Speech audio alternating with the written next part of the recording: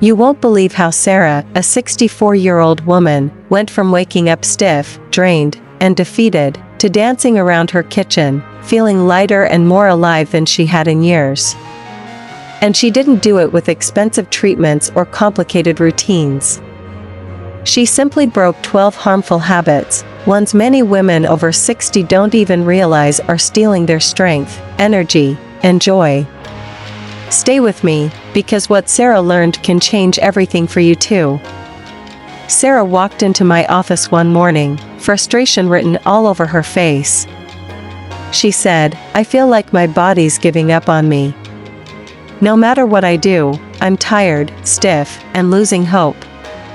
But here's the truth, it wasn't age. It was small daily habits, chipping away at her health and confidence, little by little. Once she broke these habits and made a few simple changes, her whole life shifted.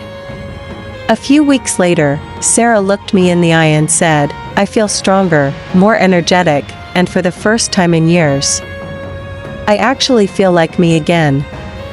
If you're ready to feel better, move easier, and wake up excited for the day ahead, you're in the right place. This is Better Aging advice for elderly, real stories, real solutions, and science-backed tips to help you age with more energy, confidence, and joy. Make sure you hit that subscribe button, because your better, brighter future starts today.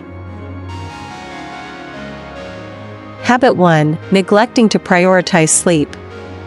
Sarah's first major roadblock to feeling better was something so many women over 60 struggle with: broken, restless sleep. She thought it was just part of getting older. Every night, she'd stay up too late, scrolling through her phone, flipping through TV channels, telling herself she was winding down. But instead of feeling relaxed, she woke up every morning feeling groggy, sluggish, and weighed down, like she hadn't slept at all. When Sarah finally shared this with me, I knew exactly where we had to start. I said, "Sarah, your body is desperate for real rest. But your nighttime habits are tricking your brain into thinking it's still daytime." I gave her a simple plan: no screens at least 1 hour before bed. Instead, I told her to swap the TV and phone for a calming routine. A warm cup of herbal tea. A few pages of a good book. Gentle stretches by the bedside. And most importantly, getting into bed at the same time every single night, even on weekends. At first, Sarah was skeptical. "I don't know if I can fall asleep without my shows," she laughed. But she agreed to try for 1 week. The change was nothing short of remarkable. By the 3rd night, she noticed it, her mind was quieter. Her body started signaling it was ready for rest, not stimulation. And by the end of the week, she sat across from me, smiling wide, and said, "I'm actually waking up feeling rested, something I haven't experienced in years." Prioritizing sleep didn't just give Sarah better mornings. It gave her energy throughout her day. It lifted her mood. It made everything, from her balance to her memory, stronger. Breaking the habit of chaotic, screen-filled nights was one of the simplest but most powerful steps she took to reclaim her vitality. And if Sarah could do it, starting with just a few small changes, so can you. A better night's sleep truly can build a better life. Habit 2: Too much sitting. Another hidden habit that was draining Sarah's energy was something so many of us fall into without even noticing: sitting too much.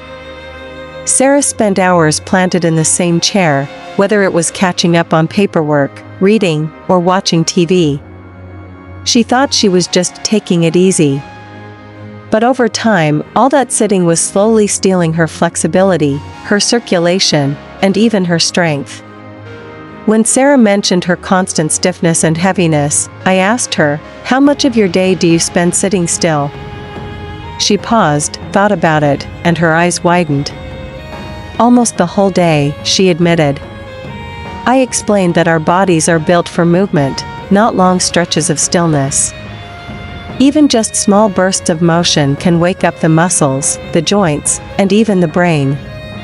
I gave her a simple challenge: no fancy equipment, no long workouts required. I said, every hour, just stand up. Move, stretch, walk around for 5 minutes. That's it. At first, Sarah resisted. I'm busy, she said. I'll forget. It sounds like too much work.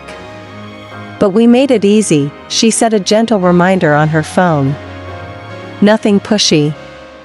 Just a nudge, time to move. 2 weeks later, Sarah came back with a new energy in her step. She laughed and said, I didn't realize how stiff I had become just from sitting. Now, when I stand up and move every hour, I feel less creaky, less heavy. It's like my body thanks me every time. It wasn't about doing intense exercise. It was about giving her body permission to wake up a little bit, all throughout the day. Little movements, rolling her shoulders, standing and stretching tall, taking a few deep breaths, made a big difference.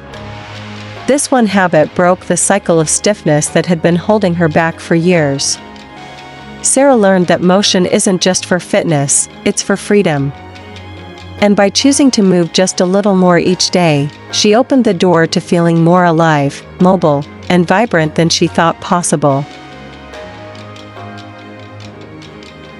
Habit 3. Forgetting to stay hydrated. Another small habit that was quietly stealing Sarah's energy was something almost invisible: dehydration. Sarah thought she was drinking enough because she sipped coffee in the morning and maybe a little tea in the afternoon. But when we looked closer, she realized she was barely drinking plain water at all. Her body was running on empty without her even knowing it. Dry skin, low energy, brain fog, all symptoms she chalked up to just getting older. But the truth was, her cells were desperate for hydration.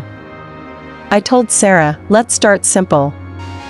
Drink 1 full glass of water first thing in the morning, before coffee, before breakfast, and another glass after every meal. No complicated tracking, no pressure. Just a few natural pauses during the day to refuel her body with what it needed most. At first, she was skeptical. I don't think 1 or 2 extra glasses will really do anything, she said. But she agreed to give it a try. Within just a few days, Sarah noticed something she hadn't felt in years. She had more energy in the afternoons, no more heavy, dragging feeling after lunch. Her skin, once dry and tired looking, started to glow a little more. She smiled and told me, I didn't expect this, but my skin looks better, and I actually feel awake by mid-morning instead of half asleep. It wasn't about forcing gallons of water every day. It was about consistent, mindful hydration, giving her body the chance to function at its best. By reconnecting with such a simple, natural habit, Sarah unlocked new energy, clearer thinking, and even a renewed sense of vitality. Water, something so basic, had become one of her secret weapons for better aging. And it can be yours too, 1 glass at a time. Habit 4. Skipping strength exercises. One habit that was quietly stealing Sarah's confidence and her independence was avoiding strength exercises. She believed, like so many women over 60 do, that strength training was only for young people or athletes. Whenever she thought about it, she pictured heavy weights, complicated machines, and the fear of hurting herself. When Sarah finally admitted, I just don't think I'm strong enough anymore, I saw the deeper fear behind her words, the fear of falling, the fear of losing her balance, the fear of becoming fragile. But instead of overwhelming her, I offered her a gentle, realistic plan. I said, we're not training for the Olympics. We're training for life. We started with the simplest movements, leg lifts while holding onto a chair, standing calf raises at the kitchen counter, light dumbbell curls while seated. Just a few minutes a day. just teaching her body, little by little, to trust itself again. At first, Sarah was cautious. "I'm afraid I'll make things worse," she whispered. But we took it slow. We focused on steady, controlled movements, always listening to her body's signals. And something incredible happened. After just 2 weeks, Sarah came into my office standing taller, smiling wider. She said, "I feel so much stronger, and I'm not afraid of falling anymore." That fear that had quietly haunted her for years was shrinking, replaced by a new sense of control and pride. The truth is, strength exercises aren't about building big muscles.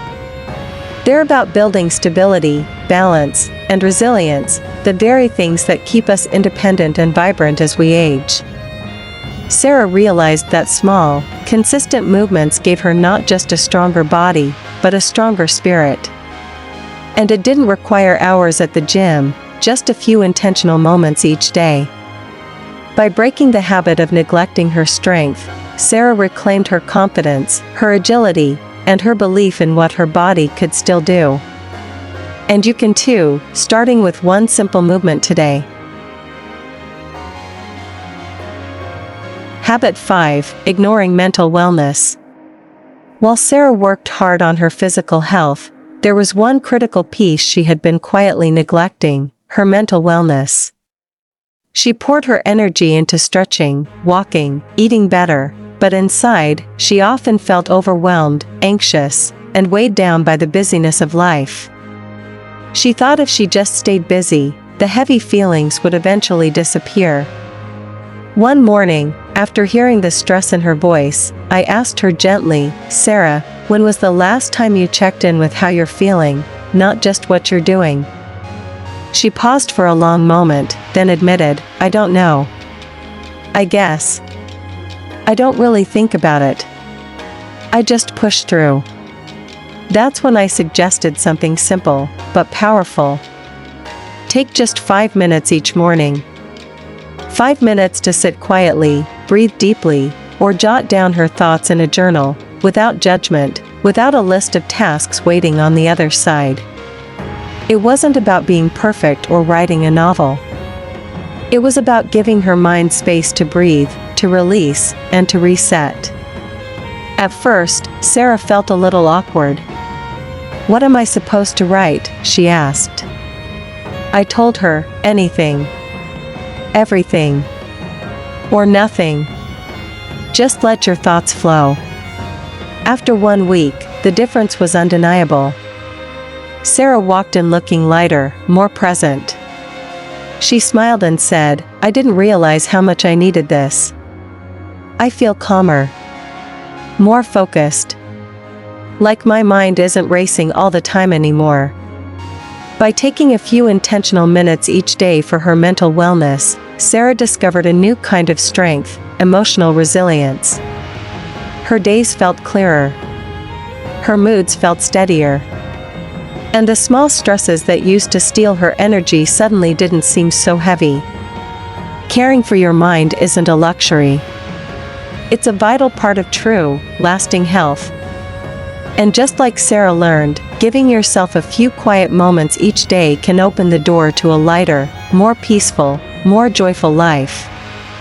One breath, one page, one morning at a time. Habit 6: Putting others' needs above yours. For most of her life, Sarah had one habit that felt noble on the outside but was quietly draining her from within. She always put everyone else's needs before her own. Her children, her grandchildren, her neighbors, her friends, Sarah was always the first to say yes, even when her own tank was running dangerously low. When she finally admitted, "I don't remember the last time I did something just for me," her voice cracked just a little.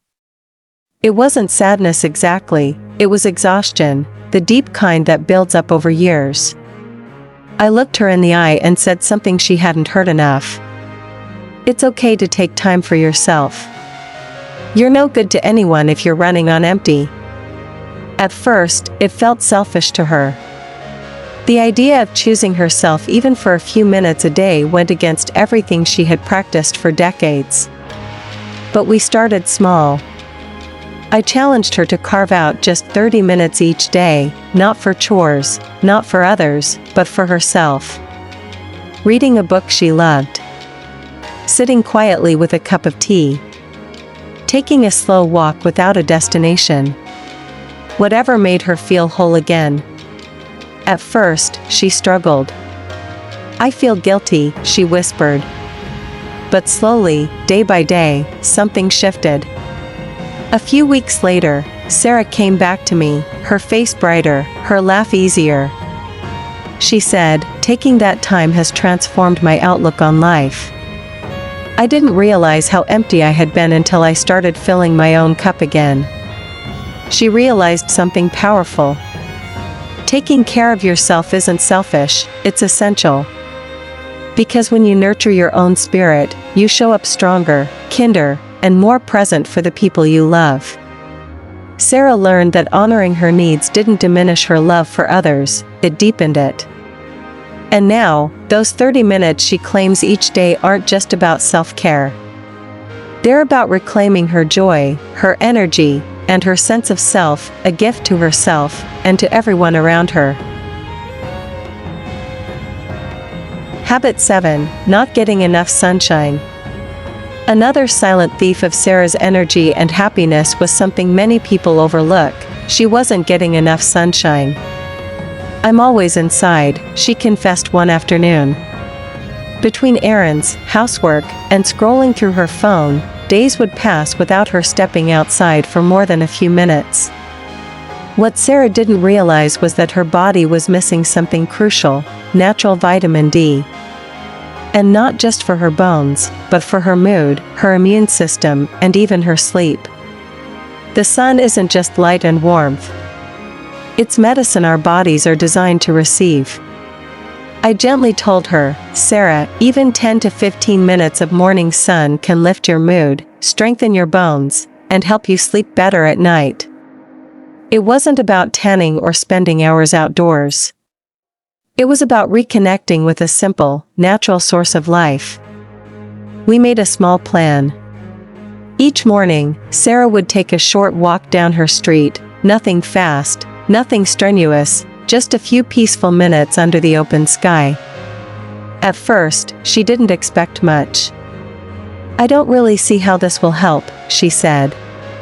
But she trusted the process. 2 weeks later, Sarah came into my office with a different kind of energy. Her eyes were brighter, her steps lighter. She smiled and said, "I feel so much better, more energy, and honestly, I love being outside now." She found that those few minutes of sunshine weren't just helping her body, they were lifting her spirit. She felt more awake, more connected to the world, and surprisingly, more optimistic about her days. The simple habit of stepping into the sun gave Sarah a powerful gift. A daily reminder that nature itself is a healing force, ready to recharge her whenever she needed it. And just like Sarah discovered, sometimes the most powerful changes don't require new pills or complicated routines, just the simple act of opening the door and letting the light in. Habit 8. Overlooking nutrition. One habit that was quietly draining Sarah's vitality was her approach to nutrition. She often skipped meals due to a busy schedule, or worse, filled her plate with processed snacks that gave her a quick sugar high but left her feeling sluggish and unsatisfied. When she confessed, "I just don't feel like cooking anymore. It feels like too much work," I understood what she meant. In her search for convenience, she was neglecting the fuel her body truly needed. Nutrient-dense meals, those that nourish the body with the right balance of healthy fats, proteins, and vegetables, had taken a backseat to quick fixes. I told Sarah, "Think of food as fuel. What we put in our bodies directly affects how we feel, how we think, and how we move." Instead of a drastic overhaul, I suggested starting with small, manageable changes. We began by adding a few easy-to-prepare meals that would give her energy, not drain it. Leafy greens, avocado, nuts, and lean proteins, foods that would keep her feeling full and energized without the crash of sugary snacks. At first, Sarah hesitated. "I don't know if I can stick to it," she said. But we kept it simple. No complex recipes. Just easy-to-make meals that didn't take up too much time. After about a month, Sarah walked in with a noticeable shift. She smiled and said, "I feel less sluggish, and I'm actually enjoying preparing my meals again. It's like I'm rediscovering the joy of eating." By prioritizing nutrition, Sarah found that food became a source of energy rather than a source of stress. Her meals didn't just fill her up, they fueled her for the day, boosted her mood, and kept her feeling lighter, more vibrant, and more confident in her body. The truth is, we can't underestimate the power of what we eat. Sarah learned that when she nourished her body with the right nutrients, she didn't just feel better physically, she felt more connected to herself and her life. And it wasn't about being perfect or following complicated diets. It was about making small, consistent choices to nourish herself with foods that supported her well-being. It was about understanding that good nutrition isn't a luxury, it's a necessity. Habit 9: letting stress take control. Stress had become a constant companion in Sarah's life. Between family obligations, health concerns, and the weight of everything else she was juggling, it felt like the pressure never let up. Sarah admitted, "I just feel overwhelmed all the time. I can't seem to turn it off." For a long time, she tried to power through, believing that stress was just something she had to accept as part of getting older. But the truth is, stress doesn't just take a toll on our minds, it impacts our bodies too. Chronic stress can leave us feeling drained, anxious, and even physically ill. I knew something had to change. I introduced Sarah to simple yet powerful stress management tools, nothing complicated, just small practices she could fit into her busy day. First, we focused on deep breathing. I taught her a simple technique: inhale for 4 counts, hold for 4, exhale for 4. It sounds basic, but done regularly, it sends a signal to the body to calm down, to reset, to release the tension we carry. We also added short meditation sessions. I told her, "You don't need to sit for hours. Just 5 minutes a day, focusing on your breath, can make a world of difference." Sarah was skeptical at first. "I don't think I can just sit still and clear my mind," she said. But we started small, just a few minutes of quiet time each morning, to give her mind a break. 2 weeks later, Sarah came into my office, looking more relaxed than I'd seen her in years. She said, "I can't believe how much calmer I feel. These little tools have been a game changer." She found that by intentionally managing her stress each day, she could face life's challenges with a clearer mind, a calmer heart, and a renewed sense of control. The secret isn't about eliminating stress, it's about learning to manage it before it manages you. Sarah learned that taking small moments each day to breathe, reset, and center herself wasn't a luxury. It was a necessity. And it's something she'll carry with her for the rest of her life. Stress is a part of life, but letting it control us doesn't have to be. With a few minutes of intentional practice each day, you can take back the reins of your mental and emotional well-being. Habit 10: holding on to negative thinking. For so long, Sarah had held on to a belief that was quietly limiting her, that she was too old to change, to grow, or to try new things. She often caught herself thinking, "I've done things this way for so long. Maybe it's too late to start something new." This negative self-talk had become a constant refrain, undermining her confidence and holding her back from pursuing things that could make her feel better, healthier, and more alive. One day, I asked Sarah, "What if you replaced those I can't thoughts with I can? What if instead of thinking, 'I'm too old to change,' you thought, 'I'm never too old to grow and improve'?" Sarah hesitated. "I don't know if that would make a difference," she said. But I encouraged her to give it a try. I suggested she start each day with a simple affirmation.